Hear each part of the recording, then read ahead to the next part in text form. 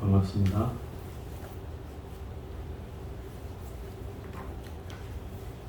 오늘 45쪽 발차기인데요. 전번 시간에 했던 내용을 조금 요약해 보면 수보리, 그 다음에 부르나, 가전년 세 분을 했는데요. 수보리는 그 유마고사 집에서 그 걸식을 하러 유마고사 집에 갔어요. 부잣집에 주로 간다고 그랬잖아요. 그래서 거기에서 이 유마일한테 대통 이제 혼나게 되는 거죠. 그 핵심이 뭐냐면 걸식이라는 것, 가섭존자는 가난한 집을 찾아가서 평등심을 잃었고, 이 수보리는 부잣집을 찾아가서 평등심을 잃었다 이 말이에요. 진짜 평등한 것은 가르침조차 평등해야 된다 이런 거예요. 이 유마고사 말은 그 가르침 평등하다는 것은, 다시 말하면 부처님을 우리는 신봉하고, 그죠? 부처님의 가르침을 절대적으로 신뢰하잖아요. 이런 경계를 주로 허물어뜨리지는 않잖아요. 이게 허물어지는 순간 우리는 불교를 믿지 않거나 다른 종교를 믿게 되겠죠. 그런데 그런 부처님을 믿지 말고 가르침을 신봉하지 말고 외도의 가르침을 따르라. 그 외도라는 건 요즘 말로 하면 다른 종교의 지도자가 하는 말을 따라라. 네가 그럴 수 있다면 그건 평등하다고 할 수 있다. 이런 거예요. 그럼 완전히 우리 의식에 뭔가 혼란스러워지는 부분이 생겨나잖아요. 그죠? 어떻게 그럴 수 있지? 과연 그럴 수 있을까? 그렇잖아요. 그런 경계가 나오기가 쉽지 않잖아요. 사탄이여 어서 오라 이렇게 해야 되는데 그런 상황이 쉽냐 이 말이에요. 이런 경계까지, 그런 마음까지 가져야 결국 우리는 평등하다고 얘기할 수 있다는 거예요. 이게 바로 종교적으로 불교만이 제일이다라고 하는 이 경계에서 우리가 빠져나올 수 있다 이런 얘기죠. 이게 이제 이 수보리가 해준 말 중에 인상적인 말이었어요. 그러면서 또 하는 말이 내 말에 속지 말라. 또 그러잖아요. 예? 말에 떨어지지 말라. 그러니까 어리둥절해 하잖아요. 그래서 수보리가 바로를 들고 올까 말까 하는데 열심히 잘 채워서 가라 이런단 말이죠. 또 부르나 존자는 그 새로 출가한 비구들을 위해서 설법을 하고 있었다 이 말이에요. 새로 출가한 비구들이니까 당연히 뭐는 하고 뭐는 하지 말고 하는 것들을 설했을 거 아니에요. 그러니까 이제 이 그 유마고사가 그러는 거죠. 이들의 근기를 살피지 않고 법문하는 건 잘못된 거다. 그리고 네가 지금 설하는 법은 바로 소승법이어서 그 소승법으로 지금 이 대승법을 가르치려고 하면 그건 잘못됐다. 마치 바닷물을 소 발자국에 넣는 것과 같다. 말도 안 되는 비유잖아요. 또 반딧불로 햇볕과 비교하는 것과 같다. 이런 거예요. 반딧불의 불빛을 어떻게 햇볕을 비교하겠어요? 택도 없다 이 소리죠. 그러니까 그렇게 설해서는 안 된다는 거예요. 그래서 결국 이 대승법이라고 하는 것은 어디에도 걸리지 말아야 되는 게 대승법의 기본적인 가르침, 불의 사상이 그거다 이 말이에요. 어디에도 걸리지 말아야 된다. 이게 이제 부르나 존자를 만난 이 유마고사가 한 얘기의 골자고요. 그 다음에 가전년 존자는 논의제일이라고 해서 토론을 제일 잘하는 분이어서, 이분이 이제 부처님이 설법하신 뒤에 등장해서 말하자면 요즘 말로 하면은 무슨 그 조교 같은 역할을 했다 이 말이에요. 부처님이 말씀하시고 나면 등장해서 부처님 말씀하신 뜻 가운데 요지가 뭐고 그 내용에 이해가 안 되는 것들이 무엇인지를 설명해 준다 이 말이에요. 그 중에 이제 그날은 무상, 고, 공, 무아, 정멸 이런 뜻을 설했다 이 말이에요. 그럼 무상이라는 말은 항상하지 않다, 늘 끊임없이 변화한다. 그죠? 모든 현상은 변화하는 거잖아요. 이게 삼법인에 나오는 거잖아요. 고라고 하는 건 일체의 계고, 모든 것이 다 괴로움이다. 태어나는 것도 괴로움이고, 늙는 것도 괴로움이고, 병드는 것도 괴로움이고, 죽는 것도 괴로움이다. 거기다가 사랑은 사랑을 해줘서 괴롭고, 또 얻으려고 하지만 얻지 못해서 괴롭고, 또 미워하는 사람과 만나야 되는 괴로움이 있고, 또 우리 오음이라는 색수상 행식이 치성한 괴로움이 있다. 색을 보면 끊임없이 마음이 동하는 마음들이 일어나는 게 오음성고다 이 말이에요. 그러면 이걸 팔구라고 하는데 일체가 다 괴롭다는 뜻이다 이 말이에요. 또 공이라는 건 텅 비어 있다는 뜻이고, 그죠? 텅 비어 있다는 뜻이고, 무아라는 건 나라고 할 게 없다. 정멸이라는 것은 모든 것이 소멸한 열반의 경지가 있다. 이걸 설명했는데 이 유마거사가 이걸 듣더니 와가지고 야, 너 잘못하고 있어. 무상은 그게 아니야. 무상은 변하는 것이 아니라 변하지 않는 것, 그게 무상이야. 이렇게 얘기한단 말이야. 불생불멸이 무상이야. 이렇게 설해야지 이 바보야. 이렇게 얘기하는 거예요. 그러면 생각해 보세요. 자기는 부처님한테 들었던 내용이 재행무상이요 모든 것은 변하는 것이다. 그러니 끊임없이 이 변하는 것에 대해서 우리가 인지를 하지 않으면 늘 거기에 집착이 일어나게 된다. 마음이 머물면 집착이 일어나는 거잖아요. 근데 항상 변하는 속에서는 우리가 지나가 흘러가는 물을 잡을 수 없듯이 끊임없이 변해가는 게 진리라고 부처님은 얘기하셨는데 갑자기 유마거사가 야, 변하지 않는 게 무상이라니까? 이렇게 얘기한단 말이에요. 이 얘기는 무슨 얘기냐면 무상과 불생불멸은 상대어예요. 상대어. 반대말이다 이 말이에요. 무상은 변하는 것이고 불생불멸은 생멸이 없다는 거니까 늘 그 자리라는 말이에요. 그럼 이게 반대말이다. 이 얘기는 무슨 얘기냐면 이게 둘이 아니다 이 소리예요. 둘이 아니다. 너는 지금 무상의 뜻을 설명했지만 무상은 불생불멸과 둘이 아니다. 그래서 그것을 무상이라 한다 이 말이에요. 그러니까 이 얘기는 우리가 이제 가닥을 어떻게 치냐면 이 유마경이나 금강경이나 또 원각경이나 할 것 없이 여러분들이 그걸 잘 이해하려면 두 가닥만 딱 세우면 돼요. 두 가닥. 두 가닥이 뭐예요? 하나는 현상계, 세속적인 진리, 또 하나는 본질, 이런 궁극적인 진리, 출세간의 진리. 이 두 가닥을 딱 세워놓고 지금 어느 거를 얘기하고 있는가를 이쪽을 얘기하고 있는지 이쪽을 얘기하는지만 알면 얘기가 쉽다 이 말이에요. 이해하기가. 항상 이 바란스를, 이 균형을, 이 경전은 다 항상 유지하고 있다 이 말이에요. 그리고 유마거사는 이걸 넘나들고 있는 거예요. 주로 이것을 불이라고 그 원각경에서 얘기하지만 이걸 막 이렇게 좌우로 막 이랬다 저랬다 하지는 않거든요. 원각경 자체는 불이를 얘기하고 있지만, 근데 이 유마거사는 이렇게 얘기했다 이렇게 얘기하니까 정신을 쏙 빼놓는 거예요. 이게 맞은 것 같은데, 이쪽도 맞은 것 같은데 이러고 있는 거 아니야? 야, 말해도 속지 마. 막 이렇게 얘기하니까 이러다가 또 얼빵해지는 거죠. 그래서 수부리가 그릇 하나 들고도 지금 가야 될지 말아야 될지 모르고 쩔쩔매고 있다 이 말이죠. 이런 현상이 벌어지는 이유가 그거다 이 말이에요. 그러면 결국은 무슨 얘기냐면 이 두 가지 축이라는 것은 세속적인 중생들의 경계에서 보는 진리, 그 다음에 부처의 경계에서 보는 진리, 이것이 출세간의 진리고 이건 세간의 진리다 이 말이에요. 이 진리가 두 개 다 있어. 세속의 진리는 진리가 아닌 게 아니고 출세간의 진리만 진리인 게 아니라 둘 다 똑같이 진리다 이 말이에요.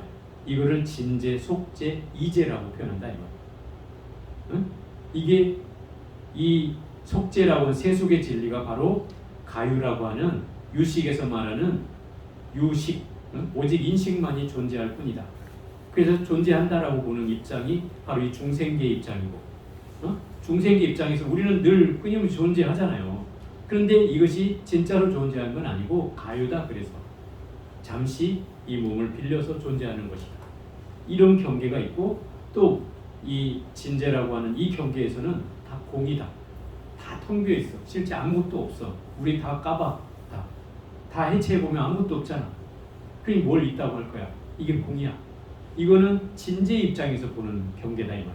공이라고 하는 말은 진재 입장에서 봤을 때 공한 거야. 우리가 공을 잘 이해 못하는 것은 본질이기 때문에 이해를 못하는 거예요. 세속에서 보면 그냥 연기법이야. 연기법. 세상은 다 인연에 의해서 돌고 도는 거야. 이게 세속법이야. 근데 연기와 이 공이 같다 이렇게 얘기한단 말이에요. 그럼 뭐예요? 세속재와 진재가 같다 이런 얘기죠. 중생과 부처가 같다. 그죠? 번뇌와 보리가 같다. 다 되는 거예요 이게. 어디 생사와 열반이 다 같다. 이게 반대말이잖아요. 같다는 얘기는 뭐예요? 둘이기 때문에 그렇다. 둘이 아니기 때문에 그렇다. 왜? 번뇌 없이 도리가 없고, 그죠? 중생 없이 부처가 없고, 생사 없이 열반이 없고, 그죠? 다 되잖아요, 이게. 이 논리에 의해서 이 경전은 다 서 있다 이 말이에요. 그러니까 이 두 가지 논리를 우리가 이해하면 경전이라는 것은 이 뼈대에 의해서 서 있다 이 말이에요. 그러니까 어려울 게 없는 거예요, 사실 따져보면. 근데 우리가 자꾸 중생 입장에서 보면 또 이랬다, 또 뭐 부처님 입장에서 보면 또 이랬다, 막 이러니까 도대체 어디다 중을 잡아야 돼? 여기에서 헷갈리는 것이지 이 두 가지 가닥 위에서 항상 서 있다 이 말이에요. 깨달음은 이 둘을 하나로 볼 수 있으면 그게 깨달음이다 이 말이에요. 근데 우리가 그걸 두 개를 하나로 못 보니까 우리는 아직 중생인 거고, 이론적인 근거는 분명하다 이 말이에요. 뼈대가 있다, 뼈대가. 이 두 개만 잘 이해하면 이 속에 모든 경전이 다 있어요. 모든 경전. 자, 그래서 무상은 불생불멸의 뜻이고, 또 여러분 그 지금 프린트 해준 빠진 부분에 나오는 오온에 통달하여 텅 비어서 일어나는 바가 없는 것. 자, 오온이 텅 비어서 일어나는 바가 없는 건 뭐예요? 오온이 공함을 알아차린 거예요. 그죠? 이것이 뭐냐면 반야신경에 나오는 조견 오온 개공 있죠? 관자재 보살이 행심 반야바라밀다를 행할 때, 반야바라밀다를 행할 때에 조견이 오온이 그 개공함을, 오온이 모두 텅 비어 있음을 비추어 보아. 그죠? 왜 뭘로 비춰 본다는 거예요? 관자재 보살이 행심 반야바라밀다로 깊은 반야바라밀다를 행할 때에, 깊은 반야바라밀다를 행한다는 건 뭐예요? 지혜의 눈으로 이 오온이 공함을 비추어 보았다 이 말이에요. 마치 햇볕으로 딱 비추어서 뭐 거기 먼지가 드러나듯이 그렇게 이 오온이 다 공해서 아무것도 없다는 사실을 이 보살의 눈으로, 지혜의 눈으로 봤기 때문에 보여지는 거예요. 그럼 중생의 경계로 보여지겠어요? 중생의 경계는 늘 괴로움의 연속이죠. 그죠? 늘 끊임없이 집착하고, 끊임없이 좋아하고, 끊임없이 싫어하고, 또 거기에다가 뭐예요? 내 것이다, 남의 것이다 분별하고, 그죠? 또 선과 악을 분별하고, 또 옳고 그름을 분별하고, 이건 중생계다 이 말이에요. 이건 중생계에서 펼쳐지는 진리요. 그죠? 여러분 다 그렇게 하잖아요. 이것도 진리요. 그런데 이것 또한 둘이 아니다 이 말이에요. 결국. 그래서 이 이치를 잘 이해해야 돼. 오온이 통달해서 텅 비어 있다는 사실은 이 오온에 속는 그 마음을 벗어나는 거예요. 이게 뭐예요? 오음성구라는 말 알아요? 오음성구. 괴로움 가운데 오음이 치성한 괴로움이 있다 이 말이에요. 오음은 뭐냐면 오온이라고 해요. 오온. 오온의 다른 말이 오음이고 오수음이라는 말이 내나 오온이라는 말이에요. 그럼 오온이라는 말은 색수상행식, 이걸 오온이라 한다 이 말이에요. 5가지의 덩어리. 무슨 덩어리요? 나를 구성하는 몸과 마음을 불교적으로 표현하면 바로 오온으로 이루어졌다 그러는 거예요. 내가. 색은 바로 나의 몸뚱아리를 말하고, 수상행식은 나의 마음을 말한다. 수상행식. 그러면 색이라는 건 몸뚱아리니 지수학궁 사대로 되어 있고, 그죠? 내 몸뚱아리 지수학궁 사대로 되어 있죠. 네. 또 마음은 수상행식으로 되어 있어요. 근데 이 지수학궁 사대를 흐트러버리면 아무것도 없다 그랬죠. 네. 그게 텅 비어 있다고 하는 거예요. 오온을 잘 지켜봐서 비춰보면 그게 텅 비어 있다는 사실을 알게 된다. 또 수상행식 가운데 그게 내 마음이라고 하는데, 내 마음은 내가 뭔가 색의 경계를 보고서 좋다 나쁘다를 일으키고, 또 소리의 경계를 듣고서 좋다 나쁘다를 일으키고, 또 냄새나 맛을 보고서 좋다 나쁘다의 경계를 일으킬 때에 나의 마음은 존재하지만, 그러나 실상은 마음이란 형체는 어디에도 없다 이 말이에요. 잠시 내가 소리가 날 때 마음이 움직이고, 내가 망상을 떨 때 마음은 움직이지만 그것들은 현상계다 이 말이에요. 현상계는 늘 끊임없이 있는 듯 보이죠. 그렇지만 실상은 어때요? 마음이란 실상은 없는 거예요. 마음. 그래서 무심이라고 하는 거예요. 실상의 경계로 보면 무심이다 이 말이에요. 마음이라는 경계는 실상은 없는 거예요. 본래 그 자리, 본래 그 자리. 실상의 경계로 보면 이 마음이라는 건 본래 그 자리예요. 본래 그 자리에 있기 때문에 온 바도 없고 간 바도 없어. 본래 그 자리에서 내가 오지도 않았고 가지도 않았어. 이게 실상의 경계에서 보면 그렇다는 거예요. 근데 현상의 경계를 보면 나는 왔죠? 분명히 이 인연에 따라서 왔어요. 이게 연기법이야. 현상적으로 난 여기에 존재해. 잠시 인연하는 동안 있다가 그 인연이 닿으면 가는 거예요. 이건 현상계의 법이야. 이게 오고 가는 바가 있는 건 현상계의 법이고, 실상은 이 본질로 말하는 이 진재, 진리의 입장에서 보면 실상은 나는 오고 간 바가 없다. 그렇게 얘기하는 거예요. 그래서 그걸 잘 이해를 해야 돼. 왜 자꾸 오고 간 바가 없대? 나는 여기까지 와 있는데. 이렇게 얘기하면 도대체 이해를 못한다. 이게 본질의 경계와 현상의 경계, 진재와 속재의 경계로 봤을 때 보여지는 경계다. 이거. 그래서 오온이 치성한 괴로움이 오온이 통달한 것과 어쩌다고 같다고, 둘이 아니라고. 예. 그 얘기하고 있는 거예요. 이게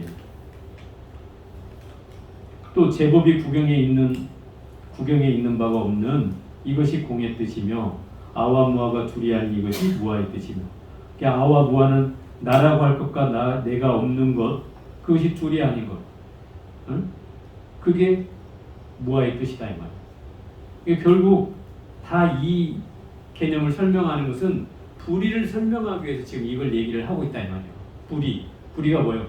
둘이 아닌 거다 이 말이에요. 무상이나 불생불멸이나 둘이 아니고, 아나 무아나 둘이 아니고, 괴로움 오음성고나 오온이 통달해서 텅비어 있는 오온 조견 오온 개공 하는 그 모습이나 오음성고나 둘이 아니다 이 말이에요. 왜? 그 치성한 괴로움으로부터 그걸 벗어나는 공이 나오는 것이고, 그죠? 또 무상으로부터 불생불멸이 나오는 거예요. 또 아로부터 무아가 나오는 거고, 이것은 바로 아라고 하는 건 현상계, 무상이라는 것도 현상계, 그죠? 네. 괴로움이라는 게 현상계예요. 그러면 진리의 세계, 진재는 바로 불생불멸이고, 오온을 통달해서 텅 비어 있게 하는 공이고, 그 다음에 무하고, 이게 다 진재야. 그러면 이 두 개가 어쩌다는 거예요? 둘이 아니다는 거예요. 그걸 설명하고 있다 이 말. 유마고사는 그 경계를 깨트려 주는 거죠. 네가 가지고 있는 이 고정관념, 무상이라는 고정관념, 부처님이라는 것은 절대적이다 하는 이런 고정관념을 계속 깨준다 이 말. 왜 깨줘요? 왜? 집착하지 마라. 응? 집착하지 마라. 중요한 건 결국 중생이 없이 부처는 절대 없다는 것. 또 중생을 제도하지 않으면 이건 불제자의 사명이 아니라는 거죠. 그걸 강조하기 위해서 중생을 끊임없이 교화해야 되는데 중생을 버려서는 안 된다는 거죠. 외면하지 말라는 거죠. 그래서 이 중생계 속에서 모든 불법이 나왔다고 얘기하는 거죠. 중생이 없으면 부처님 뭐하라고 얘기하겠어요. 그잖아요. 그걸 이제 설명하는데 요약이 너무 기네. 자, 그러면 이제 아나율로 넘어가 볼게요. 45쪽 맨 아래입니다. 부처님께서 아나율에게 이르셨다. 그대가 유멜에게 가서 문병하여라. 아나율이 부처님께 말씀하셨다. 세존이시여서는 그에게 가서 문병하는 일을 감당할 수 없습니다. 왜냐하면 기억해보니 제가 이쪽에 어느 곳을 경행하고 있을 때 엄정이라는 대범천이 나타나서 1만 명의 범천과 함께 청정한 광명을 놓으며 제가 있는 곳으로 와서 제 발에 머리 숙이게 경을 제게 묻었습니다. 여기서 이제 그 아나율이라는 분이 어떤 분이에요? 천안제일 아나율이요. 부처님 10대자 중에 천안제일은 뭐예요? 어떤 사람이 천안제일이라니까 천리까지 볼 수 있는 눈을 가져서 천안제일이다 이렇게 얘기하는데, 이 아나율의 천자는 하늘천자예요. 하늘천. 그럼 뭐예요? 하늘의 눈을 가졌다는 거예요. 그럼 하늘 세계를 여기서도 볼 수가 있다 이 소리예요. 천안제일. 그래서 여기서 나오는데 석가모니 부처님의 국토인 그 누구야? 이 엄정이라는 대범천이 그 아나율에게 묻는 거예요. 아나율이여, 그대는 천안으로 어디까지 볼 수 있습니까? 이렇게 물으니까 저는 곧 대답하였습니다. 대범처녀 저는 이 석가모니 부처님의 국토인 삼천대천 세계의 보기를 마치 손바닥에 있는 암마륵의 열매를 보듯이 합니다. 이 암마륵은 망고의 망고나무를 암마륵이에요. 전에 그 어디 바이샬리에서 그 누구야 암나팔리라는 그 여자를 얘기했었죠. 네. 그 기생이었던 네. 그 암나팔리가 망고나무 숲에서 그 주워졌다고 해서 망고나무 열매에서 생겨난 여자라고 그게 불린다고 그랬잖아요. 암나팔리. 그 말이 비슷하잖아요. 암마륵이나. 그래서 이게 망고나무라는 뜻이에요. 망고도 이제 큰 망고는 아니고 작은 망고, 손바닥에 올려놓을 정도의 망고예요. 큰 망고는 뭐 손바닥만큼 크잖아요. 그러니까 손바닥에 올려놓을 만큼 망고니까 이 망고 열매를 보듯이 삼천대계천 세계를 그 한눈에 다 볼 수 있다 이 말이에요. 그때 유마일이 와서 이렇게 말하였습니다. 이때 이제 등장하는 거예요. 유마일은 뭔가 말이 잘못됐다 싶으면 나타나요. 유마일은. 그래서 아나유리여, 천안으로 보는 것은 작용입니까? 무작용입니까? 응? 당신이 이 삼천대천 세계를 손바닥 보듯이 본다고 하는데 그게 작용이 있는 겁니까? 없는 겁니까? 이렇게 물었어요. 마치 소문납 같잖아. 이게 작용이 있는 겁니까? 없는 겁니까? 대답을 못해. 그 작용이 있다고 얘기해도 맞지 않고 또 없다고 하자니 또 맞지 않고 이러니까. 그래서 이제 이 융화가사 그런 거지. 만약에 작용이라고 하면 당신은 외도에 오신 통과 같고, 외도에 오신 통이라는 게 뭐야? 외도는 다른 삿된 종교를 믿는 이교도를 외도라고 하니까 그 외도도 신통력이 있었어요. 네? 그 부처님 경전에 보면 부처님이 그 60여 명의 그 제자를 만들고 나서 전도선을 한다고요. 부처님 전도선은 자 부처님의 가르침을 널리 모두에게 전하라. 그리고 전도선을 한다고요. 이게 이제 기독교에서 말하는 전도선언문하고 비교되는 부분인데 예수님과 뭐 부처님하고 비교를 해서 하는 사람도 있던데 절대 둘이 가지 말고 혼자 떠나라. 왜? 한 사람이라도 더 많이 전할 수 있도록 하기 위해서. 또 그리고 처음부터 좋은 법을 살아라. 처음만 좋은 것이 아니라 중간에도 좋고 끝도 좋은 법을 살아라. 많은 사람의 이익이 되기 위해서 이 법을 살아라. 이렇게 부처님이 전도선언문을 하거든요. 그러면서 맨 마지막 구절에 그렇게 말을 해요. 나는 저 우르벨라에 있는 세나니가마로 가리라. 당신도 어디를 가서 전도하겠다는 뜻이에요. 그리고 다른 제자를 다 흩어서 보내고 시자만 하나 데리고 거기를 가요. 그래서 그 카사파 삼형제가 있는 곳으로 들어간단 말이에요. 그 카사파 삼형제는 불을 숭배하는 그 이교도였어요. 외도였어요. 불을 숭배하고. 그리고 동굴 안에 큰 뱀이 하나 있는데 그 요즘 말로 하면 뭐 아나콘다 같은 그런 뱀이 있는데 이 뱀은 사람도 잡아먹어요. 그래서 늘 공약물을 갖다 바쳐야만 돼요. 안 그러면 해를 끼치니까 자꾸 나와서 해를 끼치니까 안에다가 공약물을 들여보내주는 거죠. 그런 종교를 믿는 불을 숭배하면서 믿는 종교였어요. 그 신도가 한 1000여 명이 됐어요.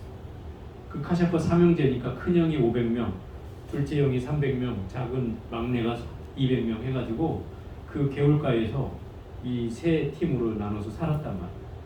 근데 부처님 그 큰형 집을 찾아가요.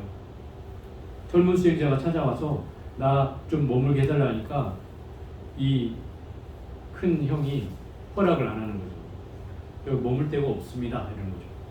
그런데 당신이 그러는 거예요. 나 저 동굴에 가서 자겠다 이러는 거죠. 아, 동굴은 안 된다. 큰일 난다. 왜 큰일 나냐고. 거기에 우리가 모시는 신이 있는데 그 신한테 잡혀먹을 수도 있다. 아, 걱정 말라고. 내가 거기서 하룻밤만 재워달라. 난 거기라도 있겠다. 당신이 안 보내준다 하니까 내가 거기라도 있겠다. 그랬더니 뭐 그래? 그러면 네가 호기롭게 이제 보내는 거예요. 네가 얼마나 뭐 견디나 보자 식으로 이제 보내는 거예요. 부처님 거기 들어가서 있으니까 진짜 큰 뱀이 나와서 정진하고 있는데 와 하는 거죠. 네? 무서워? 부처님이 뭐 그거 무서웠겠어? 손가락 하나로 휘 하니까 이놈이 크기가 쪼르르르 요만해지는 거예요. 한 마리 다 쏙 집어넣어요. 여기 너 있어? 가만히. 이렇게 해놓은 거야 이제. 그리고 나서 거기서 뭐 해칠 사람이 없으니 얼마나 편히 있었겠어. 그 다음날 가보니까 부처님 멀쩡히 나온단 말이야. 아무 일 없었습니까? 네, 아무 일이 없었습니다. 진짜입니까? 저거 이렇게 살아있지 않습니까? 그러니까 이제 그때부터 이 수행자를 뭔가 의심하면서 뭔가는 있는 것 같다라고 느껴지기 시작해요. 그래서 매일 이 부처님은 그 카샤파 형제가 그러니까 제일 큰 카샤파 형이 매일 아침에 나와서 법문하거나 또는 뭐 이렇게 뭘 할 때마다 매일 거기를 나와서 같이 옆에 있어요. 그러니까 뭔가 의식이 되잖아요. 자꾸 의식이 돼. 또 이 사람은 나이도 먹었는데 이 젊은 수행자가 그래서 뭔가 한 번씩 이제 도력을 시험해요. 자기가 도력을 막 신통력을 부려가지고 막 하면 부처님도 똑같이 해. 똑같이 이 사람이 막 공중으로 나르면 부처님도 쫙 나르고 무리를 싹 걸어가면 부처님도 무리를 싹 걷고 뭐 하자는 대로 다 해. 부처님 다 보여줘. 그러니까 이 나이든 이 카샤파 형이 뭔가 범상치 않기는 한데 그래도 나보다 나지 못하지라는 생각을 가지고 있는 거죠. 그런데 어느 날 이제 왕이 찾아오는 거죠. 그 나라의 왕이 신도야. 이 이교도의 신도인데 찾아오는 거예요. 그래서 이 괜히 이것도 그 부처님이 와가지고 방해를 놓으면 또 곤란할 것 같고 또 부처님이 또 잘생겼다고 또 왕이 또 거기에 또 넘어가면 또 뭔가 질투심도 날 것 같으니까 뭐 속으로 그러는 거야. 안 왔으면 좋겠는데 했단 말이야. 그날 진짜 부처님이 안 가요. 그 왕이 다 와가지고 대접을 하고 뭐 잔치를 해서 이제 성대하게 하고 왕을 잘 돌려보낸 뒤에 이상하단 말이야. 왜 안 왔지? 응? 오지 말라고 해서 안 왔나? 하고 있는데 부처님이 씩 나타나는 거예요. 그러니까 그때 보고 나서 그러는 거죠. 왜 아까는 안 왔냐고. 아니, 당신이 오지 않았으면 하지 않느냐. 그래서 안 왔다고. 그럼 왜 지금은 왔냐고. 당신이 또 왔으면 하지 않았냐고. 그래서 왔다고. 여기에 이제 이 카샤파 형이 내가 도력은 저 사람보다 뒤지진 않지만 이 마음을 보는 눈은 내가 저 사람한테 안 된다라는 것을 거기서 이제 알게 되고 그 사람한테 바로 꼬리를 내리는 거죠. 그래서 지신기명래 하는 거예요. 그래서 나이 먹은 머리가 희끗희끗한 할아버지가 갑자기 젊은 수행자한테 머리를 조아리고 절을 하고 그 500명의 신도들은 어땠겠어요? 순식간에 똑같이 다 절을 하게 되는 거죠. 그러자마자 부처님은 다 집기들은 갖다 다 버려라 하는 거죠. 그래갖고 막 그 뭐 홍공하던 그릇들이며 향로며 몸에 이런 걸 다 강물에 띄워버리죠. 그때 이제 밑에 마을에 있던 작은 형 막내 다 뛰어오는 거예요. 지금 큰일 났다 싶어. 그 젊은 수행자 앞에 다수분이 앉아있는 형을 보면서 갑자기 인정이 안 되는 거죠. 교주가 그러고 있으니까. 아, 형님 왜 그러시냐 하니까 너 빨리 이분한테 절해라. 영문도 모르지 이제 절을 하게 되는 거예요. 그러면 1000명의 신도가 일순간에 만들어지는 상황이 벌어지는 거예요. 그러니까 결국은 이 경계가 끊임없이 이 외도의 신통력이라고 하는 것은 결국 깨닫지 않고도 신통력을 가질 수 있다 이 말이에요. 그럼 작용을 했다는 것은 네가 깨닫지 않고 신통을 하는 거와 똑같다 이 말인 거예요. 그러면 작용이 없다면 그건 무위법이라는 거죠. 본질법, 진재, 여기서 말하는 아까 말하는 제가 진리의 세계, 이 법이라는 거예요. 무위법은 바로 그런 거예요. 깨달음의 세계에서 벌어지는 세계라는 거죠. 작용이 없다는 거, 작용이 없이 네가 본다는 것은 바로 그런 경계다. 깨닫지 않고는 이거 볼 수 없는 경계다. 이렇게 얘기하는 거죠. 그러니까 이것도 저것도 아닌 거죠. 자기가 생각해 봤을 때 나는 여기에도 아니고 저것도 아닌 것 같은데 이 어리벙벙하니까 아무 말도 못하고 있는 거죠. 그때 이제 범천들이 이 말을 듣고 있다가 아까 엄정이라는 범천이 대범천 1만 명과 함께 나타났다고 했잖아요. 그 범천이 나타나서 묻는 거예요. 그러면 진정한 천안을 가진 사람은 누굽니까? 이 세상에서 진정한 천안을 가진 사람은 누굽니까? 그때 유마일이 답하기를 부처님께서 진정한 천안을 얻으신 분입니다. 왜냐하면 항상 삼매에 드셔서 모든 국토를 두 가지 모습으로 보지 않습니다. 두 가지 모습이라는 게 뭐예요? 중생계와 진리의 세계, 이렇게 나눠서 보지 않는다는 거예요. 이 말을 들은 엄정태의 범왕과 그 권속 500의 권천 모두 안육 따라 삼맥삼보리심을 내고 유마엘의 발에 예경하고는 호련히 사라졌습니다. 그러므로 저는 그에게 가서 분명한을 감당할 수 없습니다. 그러니까 결국 이 천한 제일이라고 하는 이 아나율 존자도 결국 여기서 부처님만 못한 천한 제일인 거죠. 진정한 천하는 어떤 경계에도 둘이 아닌 경계로 하나로 볼 수 있는 경계를, 그런 눈을 가져야 된다는 거예요. 하나를 볼 수 있는 눈이라는 거예요. 바로 중생계와 부처님 세계를 둘로 보지 않는다는 거고, 그죠? 번뇌와 보리를 하나로 본다는 거고, 그죠? 중생과 부처가 하나이듯이 하나로 본다는 거예요. 또 생사와 열반이 둘이 아니라고 보는 거예요. 하나로 본다는 거예요. 이런 경계야만이 그걸 진정한 천안이라고 할 수 있다는 거죠. 이 말 앞에 이 아나율도 꼼짝 못하는 거예요. 이 아나율이란 사람은 참 재밌는 사람인데, 이제 석가족에 출가법이 생겼어요. 석가족에 출가법. 왕이 제정을 했어요. 뭐라고 제정을 했냐면, 아들이 둘인 사람은 하나는 출가해야 된다, 이런 법이 만들어져요. 그리고 미성년자는 부모의 동의를 얻는다. 요새도 이제 그런 법이 있지만 이때부터 나왔어요. 석가족의 기준에서. 근데 이 아나율 존자는 게을렀어요. 천성이 게을러. 막내인데 천성이 게을러. 그래서 맨날 뒹굴뒹굴하고 이래. 근데 둘 중에 하나는 출가하라니까 형이 이 아나율을 불러가지고, 야, 네가 출가할래? 아니면 내가 출가할까? 아니, 난 귀찮아. 형님이 하셔.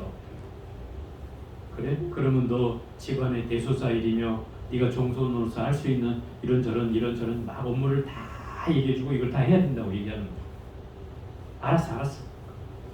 그 형이 이제 출가한다고 하는데, 며칠을 형 일을 해보니까 너무 힘들어. 이 보통 일이 아니야. 아침 막 새벽부터 일어나가지고 막 해야 될 일이 너무 산적. 하루 종일 해도 거의 하루 종일 해야 끝날까 말. 그리고 며칠 하니까 생병이 나는 것 같아. 그래서 형을 불러. 형, 나 출가할래. 너무 힘들어서 못하겠어. 그래서 출가한 거예요. 일하기 싫어서 출가했어.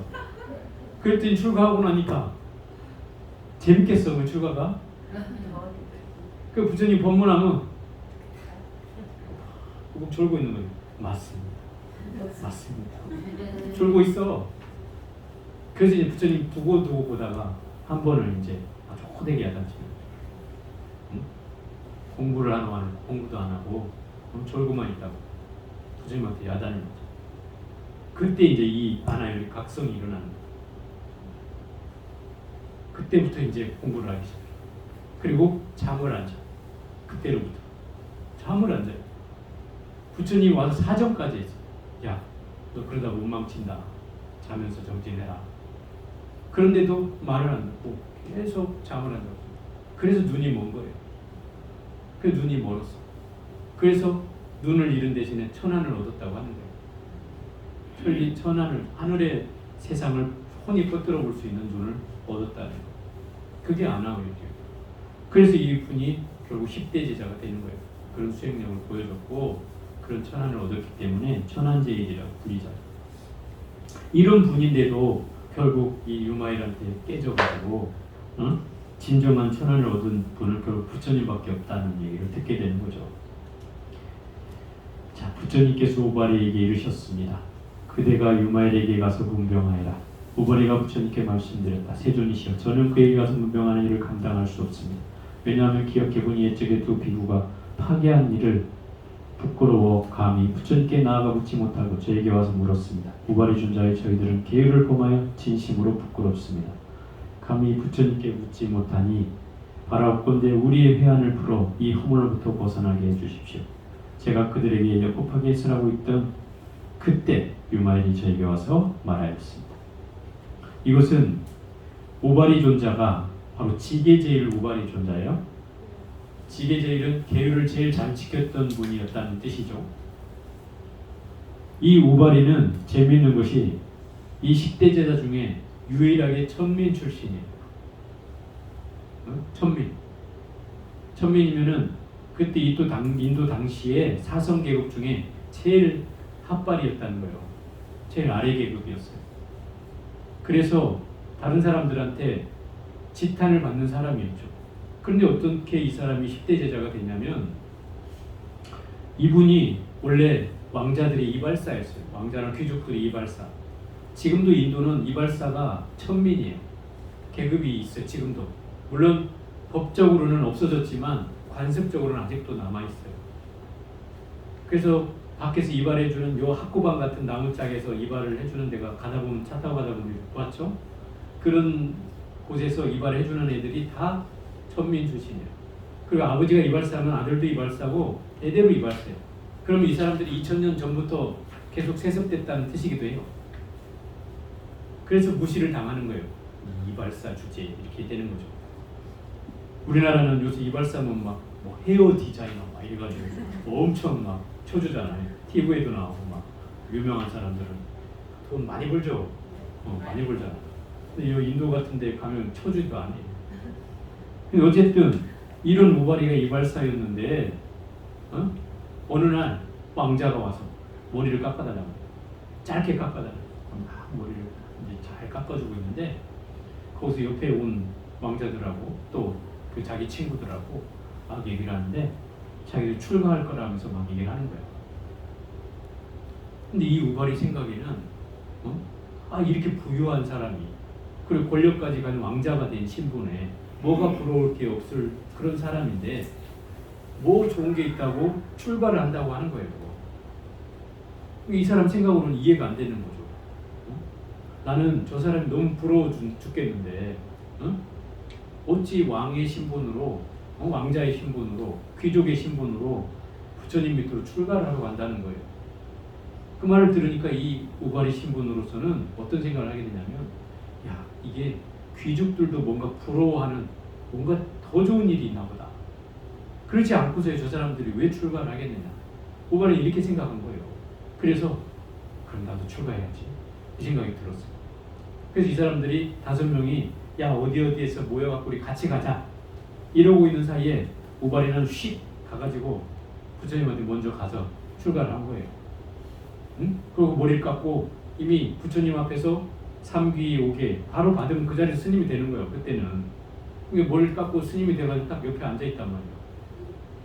그 5명이 홀려벌떡 갔는데 아까 나 머리 깎고 주던 놈이 저거 앉아있네?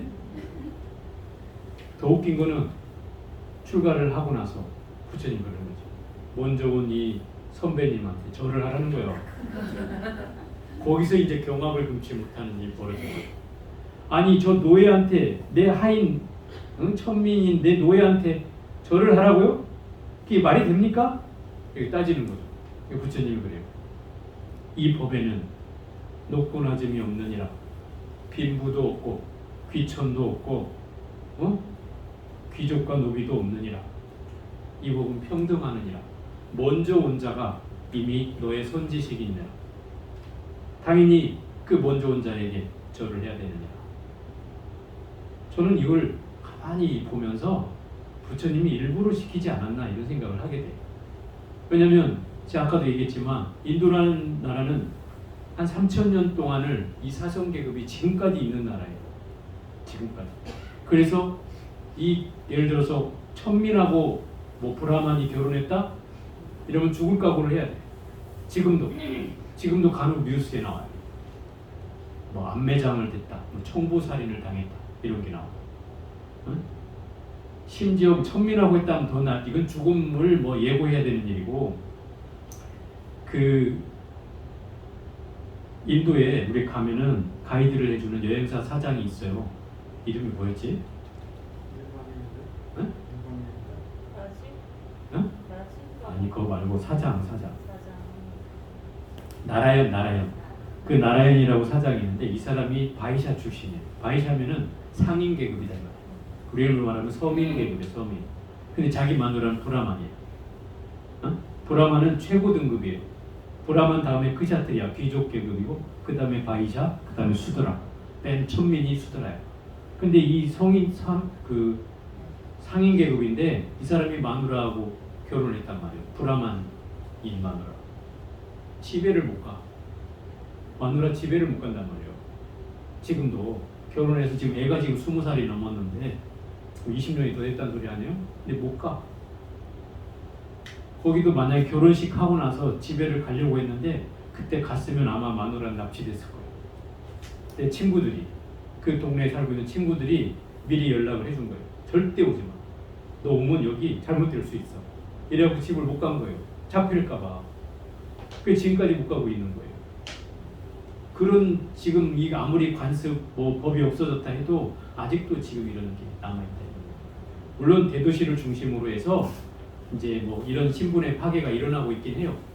근데 일부 깨어있는 사람의 문제지 전체가 그렇다는 건 아니에요. 아직도 이렇다고. 3000년이라는 시간을 부처님이 그렇게 깨도록 노력했지만 쉽지 않았다는 거예요. 그래서 부처님이 일부러 이 우바리에게 절을 시켰던 것 같아요. 결국 이걸 상징적으로 보여주는 거예요. 불교는 계급의 평등한 먼저 오는 자가 선배이지. 그래서 절 집안에는 먼저 오는 사람이 법납에 항상 앞에 앉게 돼 있어요. 그 법이 지금까지 내려오는 거예요. 순서예요. 그게 절에 들어오는 순서대로. 뭐 종무소에 들리고 있는데 나는 먼저 들어와가 내 머리 깎으면 1분 먼저 왔어도 사형이야. 그게 내가 먼저 왔는데 난 종무소에 들렸다 온 것 뿐인데 거기 있다 왔다고 나보고 사형하래. 아니 사제래. 그런 경우 있어요. 그래서 그게 법이에요. 지금까지 내려온 법. 이게 이제 순리다 이 말이에요. 그래서 이 우바리 존자는 계율을 자기가 천민 출신이었지만 계율을 철저히 잘 지켜서 지계제일 우바리 존자 10대 제자 중에 계율을 제일 잘 지킨 사람으로서 우바리 존자를 들었다. 그러니 파괴를 한 두 비구가 이 지계제일인 우바리 존자를 찾아왔다. 왜? 부처님한테 이걸 창피해서 말을 못하고 부처님한테 드러내지 못하고 우바리 존자한테 가면 어찌 좀 잘 봐주지 않을까 하는 마음으로 가서 이제 하니까 우바리 존자가 그 계에 따라서 이 파괴하고 참회를 시키고 계율을 설하고 했을 거 아니에요. 그렇게 하는 것을 유마거사가 보고 이렇게 얘기하는 거예요. 두 비구의 죄를 더 무겁게 하지 말고 당장 그 죄를 소멸하여 두 사람의 마음을 더 혼란케 하지 마라. 왜냐하면 죄의 본성은 안에 있는 것도 아니고 밖에 있는 것도 아니고 중간에 있는 것도 아니다. 부처님께서 설하신 바와 같이 마음이 더러운 까닭에 중생이 더럽고 마음이 청정한 까닭에 중생도 청정합니다. 마음 또한 안에 있는 것도 아니고 밖에 있는 것도 아니고 중간에 있는 것도 아닙니다. 마음이 그렇듯이 죄의 허물 또한 그러하고 제법도 그러하며 그러함에서 벗어나지 않습니다. 이 말은 무슨 얘기예요? 네가 죄라는 걸 자꾸 저 사람들한테 참회시키고 뭐하고 하고 자꾸 하는 게 그건 죄의 실상으로 보면 죄라는 건 없는 것이다. 다만 마음을 일으켜서 더러워지면 죄도 더러워지는 거고 실상도 더러워지는 거고 또 마음이 청정해지면 이미 중생계도 다 청정해지는 것이다. 그런데 굳이 계를 어겼다는 걸로 그 죄를 자꾸 덮어씌워서 죄의식을 심지 마라. 이렇게 얘기하는 거예요. 그러니까 이 얘기를 들은 여러분의 입장에서 보면 어때요? 여러분의 죄는 있는 거예요, 없는 거예요? 헷갈렸어. 대답을 이렇게 하고 또 막 망설여. 얼세 틀렸어. 자, 이런 거예요. 우리 현상계로 보여지는 죄는 있어요. 그죠? 우리의 업은 있잖아요. 있어. 근데 이걸 실상으로 보면 죄라는 건 실체가 없는 거예요. 그래서 우리가 이참회할 때 뭐라고 해요? 죄무자성 종신기, 심양멸시 죄영마, 죄망 직멸 양고금, 피증명이 진참회 하잖아. 죄라는 건 자성이 없이 마음 따라 일어나는 바이니, 그죠? 심양멸시 죄영마, 마음이 또한 멸할 때에 죄도 또한 사라지니, 죄망 신멸 양고금, 죄가 사라지고 마음이 사라지면 그 두 개가 함께 공해져야 이것을 이름하여 진짜 참회를 한다. 이 내용이다 이 말이에요. 그죠? 그러면 죄라는 건 자성이 있다는 소리 없다는 소리예요? 없다는 거죠. 없다는 거예요. 그러니까 실상으로 보면 공이다 이 말이에요. 공이야. 죄라는 건 공인데 우리 현상계로 보면 죄는 있다 이 말이죠. 이 두 개가 같다 이 말이에요. 현상계로 죄가 있다는 말이나 실상으로 텅 비어 있다, 죄가 없다는 말이나 같다. 이게 둘이 아니다. 이 경계를 설명하는 거예요. 그러니 우리가 있다고만 얘기하니까 이 융화가사는 뭐라 그래? 없는 걸 얘기한다 이 말이야. 야, 죄의 실상은 없어. 없는 거야 다. 근데 왜 너 거기다 대고 자꾸 죄책감을 주고 죄에 대한 그 무거움을 더 주는 거야? 그거 다 필요 없어. 다 실상 없는 거야. 이건 무슨 얘기야? 그 완전 없다는 소리인가요? 이게 둘이 아니라는 소리죠. 현상계와 이 진리의 세계가 둘이 아니다 이 말이야. 죄의 실상이 없다는 것과 현상에 내 죄가 있다는 것, 이게 있기 때문에 없는 것이 생겨나는 거잖아요. 그래서 둘이 아닌 거예요. 이게 그걸 하나로 볼 수 있는 눈을 가지라는 거예요. 그걸 얘기하고 있는 거죠. 그래서 마음이 그렇듯이 죄의 허물 동안 안에 있는 것도 아니고 밖에 있는 것도 아니고 중간에 있는 것도 아니다. 제법도 안에 있는 것도 아니고 밖에 있는 것도 아니고 중간에 있는 것도 아니고 그러함에서 벗어나지 않는다. 이 얘기는 죄의 실상은 본래 그 자리예요. 내 마음의 실체나 똑같아. 내 마음의 실체가 본래 그 자리는 없다고 했죠. 그게 무심의 세계고 죄의 실상도 텅 비어 있는 거야. 죄무자성 종신기. 자성이 없다 이 말이야. 다 공해지는 것이 실상이야. 그런데 현상에는 나의 죄가 있고 업식이 남아있어. 그죠? 이건 현상계의 진리요. 근데 이 두 개가 어쩌다고? 둘이 아니라고요. 둘이 아니라.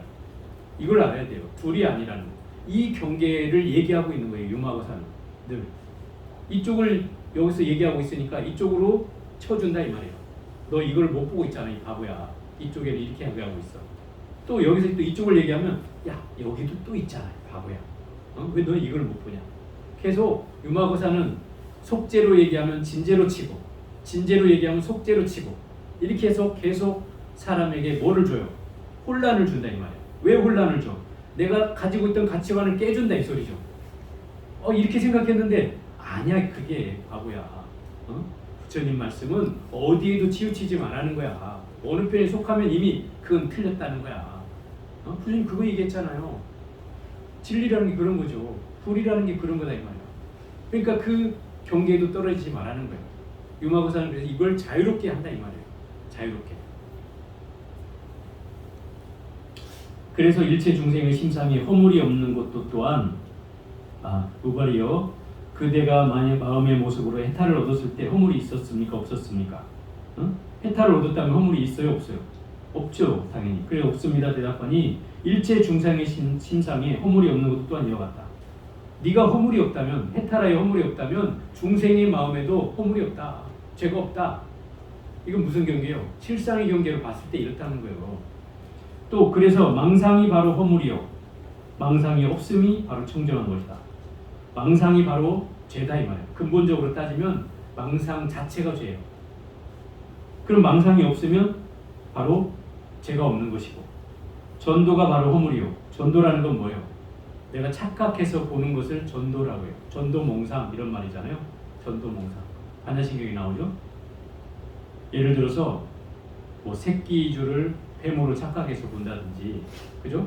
우리가 저기 보이는 사람을 봤는데 나 분명히 누군 줄 알았는데 다른 사람이라 보인다든지 이런 게 이제 전도몽상이에요. 진리를 제대로 보지 못하고 착각해서 보는 경계를 전도라고 해요. 그럼 그 전도가 바로 죄라는 뜻이고 전도가 없음이 바로 죄가 사라지는 것이 말한다. 나를 취함이 허물이라는 것은 나를 집착하는 것이 바로 죄고 나를 집착하지 않는 것이 바로 그 죄가 사라지는 것이다. 이런 경계로 얘기한다 이 말이에요. 결국은 죄라는 건 어떤 거예요? 마음의 경계로 일으키는 것이 다 죄라는 거죠. 현상계로 얘기하는 거 이거는. 그죠? 예를 들어서 여러분이 망상을 피우고 착각하고 분별하고 시비하고 이런 것들이 다 죄라는 거예요. 죄. 이게 죄예요. 근데 이 경계가 사라지면 그건 죄가 없어지는 거다 이 말이에요. 그러면 마음의 경계로 죄가 나뉠 뿐이지 실상의 죄는 없다. 이렇게 얘기하고 있는 거죠. 그래서 우발이여 일체법은 생멸하여 머물지 않아 마치 헛개비와 같고, 일체법이라는 건 모든 존재하는 법은 나고 사라지고 해서 머물지 않아서 마치 헛개비와 같고 번개불과 같습니다. 이거 어디 나오는 말 같죠? 이게 금강경에 나오는 일체요의법 연몽학교 여령여 정장여시관, 이 말이 같은 말이죠. 무슨 얘기냐면 일체법이라는 것은 일체 존재하는 법은 이런 뜻이에요. 존재하는 법. 이것은 현상의 법이죠. 현상계의 법. 우리가 보여지는 세계. 이런 세계의 법은 뭐예요? 생멸하여 머물지 않아 헛개비와 번개불과 같다. 이게 금강경에 나오는 일체요의법 연몽학교령, 이 말하고 같은 말이다 이 말이에요. 그죠? 일체 현상계의 법은 꿈과 같고 환과 같고 그림자와 같고 물거품과 같다. 이슬과 같고 번개와 같다. 이렇게 나오잖아요. 그 말이에요 이게. 또 모든 법은 서로 기다리지 않으며 한순간도 머물지 않습니다. 기다리지도 않고 머물지도 않는다는 것은 끊임없이 흘러간다 이 말이죠. 그래서 이거 무상하다 이 말인 거예요. 모든 법이 무상하다. 또 이게 이제 현상계의 법이라면 또 이렇게도 얘기해요. 제법은 모두 허망하게 보는 견이니, 제법은 다 망견이래. 망견. 제법이. 왜 망견이에요? 제법은 실상이라고도 얘기하는데 망견이라고 본다는 건 무슨 말이에요? 제법이 다 꿈과 같고 불꽃과 같으며 물에 비친 달과 같고 거울 속에 비친 모습과 같다. 이건 뭐예요? 존재하는 게 아니라 이 말이죠. 실상이 다 꿈과 같이 보인다 이 말이에요. 그래서 이게 망견이라는 거죠. 허망하게 보는 견이다 이 말이에요. 그래서 망상으로서 다 생겨난다. 예를 들어서 우리가 일생을 살았어요. 일생을 살았어. 근데 이거를 보통 그렇게 얘기하잖아. 선각자들이 하는 말로 한바탕 꿈 잘 꾼 것 같다. 그걸 일장춘몽이라고 하는 말이잖아. 일장춘몽. 내가 잘 한바탕 100년을 살았는데 한바탕 봄날의 꿈과 같구나. 이렇게 얘기한다 이 말이에요. 그게 무슨 얘기예요? 결국 우리의 경계가 눈 깜짝할 새에 지나간 경계이기도 하고 내가 꿈속에서 꾸고 난 현상계의 모습과 같다 이 말이죠. 깨고 보니 아무것도 없잖아요. 꿈에는 뭔가 실제하는 것 같아서 막 소리 지르고 막 꿈의 경계에서 막 그러잖아요. 야 가지마 소리 지르고 막 그러는데 깨고 나면 뭐 없잖아요. 현상이 아무것도. 그냥 꿈일 뿐이잖아요. 그와 같이 우리의 삶이 그런 경계다 이 말이에요. 그러니 우리가 망상을 일으키는 경계가 끊임없이 다 이렇게 현상계로 벌어지는 세계에서 일어나는 경계다. 다 이게 헛된 경계라는 거죠. 헛된 경계. 그러나 이것이 내가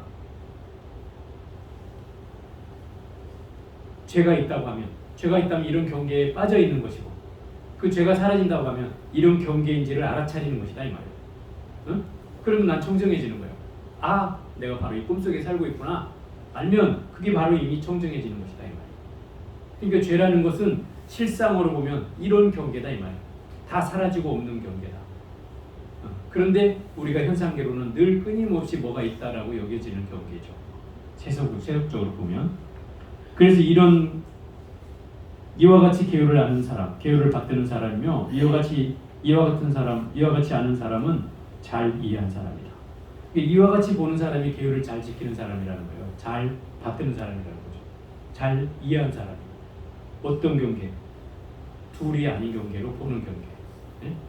마음으로 일으켜서 마음에 더러운 생각을 갖는 게 죄고, 망상을 일으키는 게 죄고, 또 전도몽상을 하는 게 죄요. 나를 집착하는 게 죄고, 그 경계를 내가 알아차리고 그것으로부터 벗어나면 나를 집착하지 않고 망상을 일으키는 걸 알아차리고 또 전도몽상하는 걸 알아차리고, 그러면 그 경계가 바로 깨달음이라는 거예요. 그 경계가 바로 진재라는 거고, 그 경계가 바로 계율을 잘 지키는 사람이라는 거예요.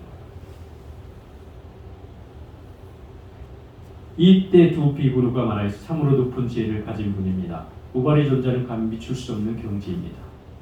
누가 얘기하는 줄 알아요? 네? 그 비구가 얘기하는 비구가. 두 비구가, 파괴한 비구가 우발의 존재를 까고 있어. 감히 미칠 수 없는 우발이 존재하는 감히 이 융화고사를 미칠 수 없는 경지입니다. 아무리 계율을 잘 지킨다 해도 이렇게 설할 수는 없습니다. 하고 저도 답했습니다. 열애를 제외한 소승의 성문이나 대승의 보살도 이와 같은 걸림없는 훌륭한 말솜씨를 따를 사람이 없습니다. 그 지혜의 밝고 통달함이 이와 같습니다. 그때 두 비구는 회한을 거두고 마음에 막 죄의 책감을 가지고 있는 그 마음을 회한이라는 거예요.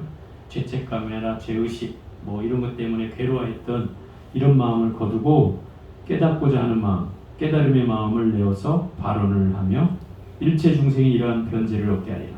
이 유마고사와 같은 변제의 말솜씨, 훌륭한 말솜씨를 얻게 하리라고 하였습니다. 그러므로 그에게 가서 분병하는 일을 감당할 수 없습니다. 여기까지 해야 되겠네. 시간이 안 되네. 어쨌든 우리가 갖는 그 죄의식이라는 건 사실은 이 죄책감이 커요. 그 마음으로 느껴지는 죄책감이죠. 그죠? 그것 때문에 우리가 괴로워하는 거예요. 물론 죄를 지은 것도 잘못되긴 했지만 그 죄의식 속에서 해방되는 마음은 그런 거예요. 우리가 그 계율을 받을 때 지범계차하라. 들어봤어요? 계율을 잘 지키고 잘 범하고 잘 열고 잘 막아라. 이렇게 한단 말이에요.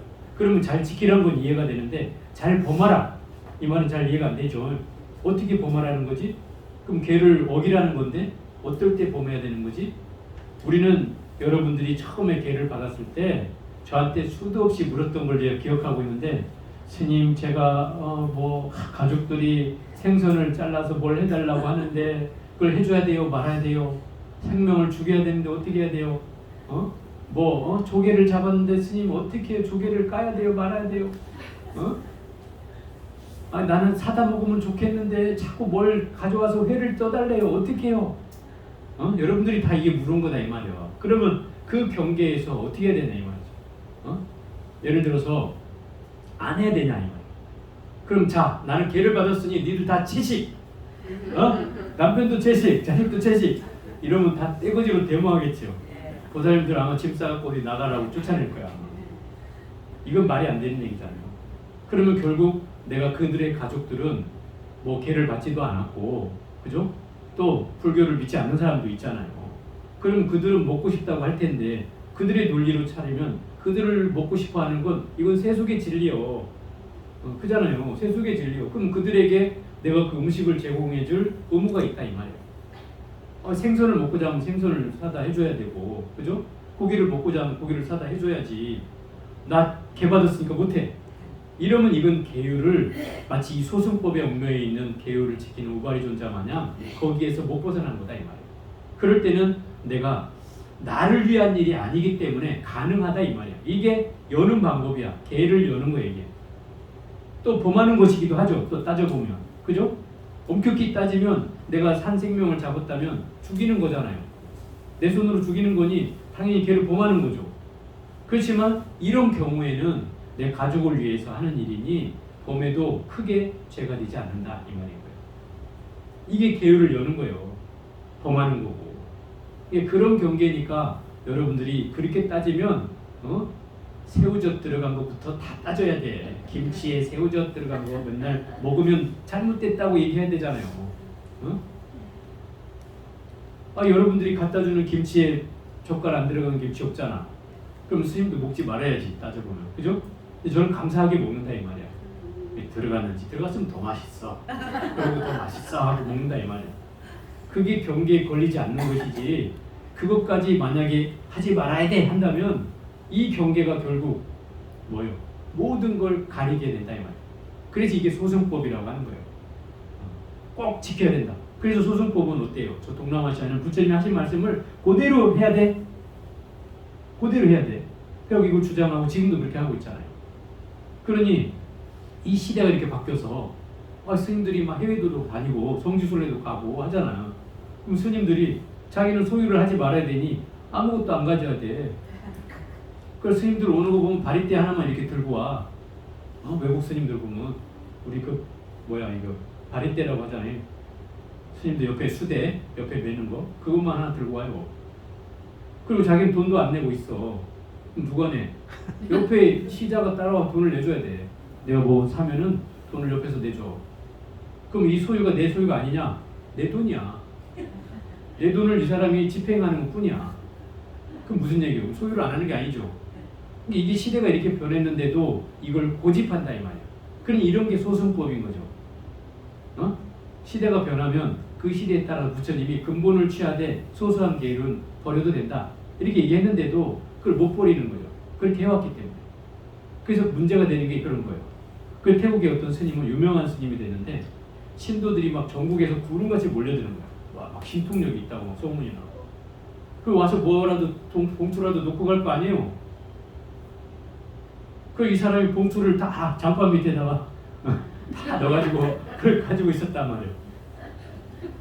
근데 나중에 보니까 이 스님이 뭐 수영장도 있고 막 집에 호화주택을 가지고 있어. 막 30억, 40억 되는 집을 가지고 있는 거예요.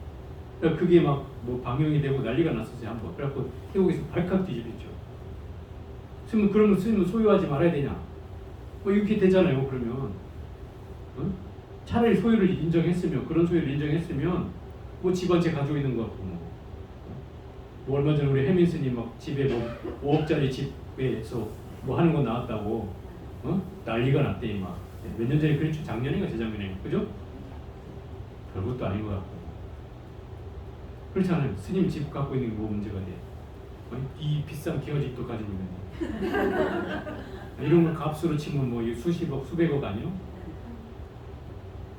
근데 이제 그런 거를 개인이 가지고 있다고 하니까 문제를 삼는 거예요. 이제 말하자면. 그래서 그것 정도는 스님들도 지혜를 발휘해야 된다. 왜? 토굴이라고 할 경우에 내가 개인적으로 사는 수행처를 토굴이라고 해 스님들이. 그럼 그 토굴이 서울에서 뭐 토굴 하나 가져도 5억 7억 가는 건 일도 아니잖아요. 그거 좀 가졌다고 스님이 너무 부르조하네? 저 스님 저 책 팔아가지고 저런 거 샀나? 자꾸 사람이 생각이 이제 이런 쪽으로 간다 이 말이에요.